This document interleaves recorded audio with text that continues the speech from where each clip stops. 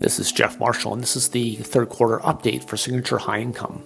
Please note these comments also apply to Signature Diversified Yield.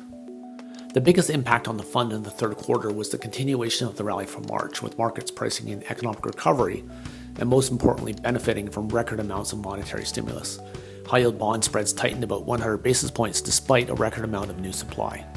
Infrastructure and real estate equities also rallied but could not generally keep pace with the outsized gains from the technology-heavy broad stock indices. We've demonstrated the magnitude of the 6 largest tech stocks' contribution to the overall index in the slides. Sectors like technology that do not pay dividends are non-core to our strategy of generating income from income-generating asset classes. This is where we can be disadvantaged at points in time when growth outperforms income, and our competitors and global balance funds that can't participate in this market segment can gain traction. Real estate, as an example, is down about 20% relative to broader equity indices in just about every global market, with secular questions in retail and now office.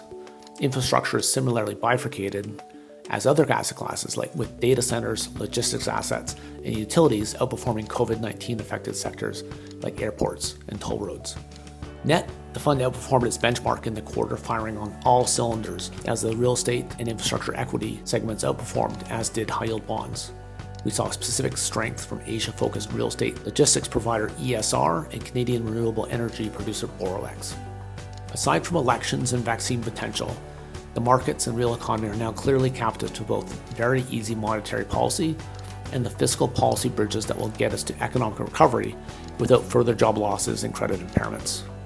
I view the 2009-2015 era as a test run to how income asset classes can perform in a low interest rate environment that precipitates a global yield grab.